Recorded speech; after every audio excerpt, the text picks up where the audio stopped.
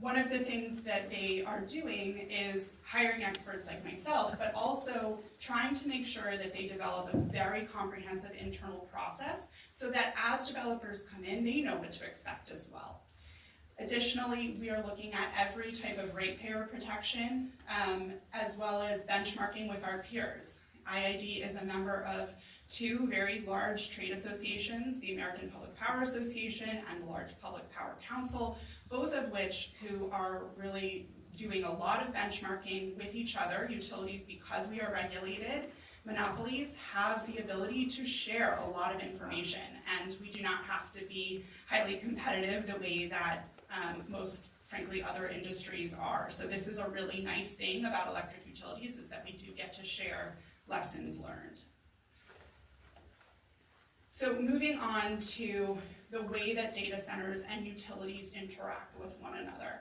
There are a number of challenges that we are seeing across the nation, and they're certainly not going to be foreign challenges for IID in terms of them vis-a-vis other utilities. But we'll just start off with the very simple one, which is the demand on the grid. So you just heard from Paul how much power data centers use just in a simple hall. And they have many halls within one building. So usually what we see is a data center traditionally will use somewhere between 75 and 150 megawatts per building.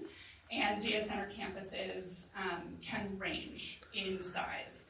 So that's where you start to see these requests being very, very disparate in terms of their sizes. And it really depends on what the use case is, what they're planning on doing in that data center, and that really kind of indicates the type of load that you'll see.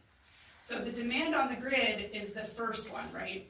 We know that because they're pulling a lot more power, it means that they're putting excess pressure on the transmission system, on the generating resources, and frankly on something we like to call power quality, which is the voltage of the system. One of the things that balancing authorities do is they make sure that supply and demand are constantly balanced. If they are not, then it causes something called voltage inconsistency. And so what we have to do is make sure that we're always staying within a specific voltage range, and that's one of the things that data centers can make a little bit challenging for utilities.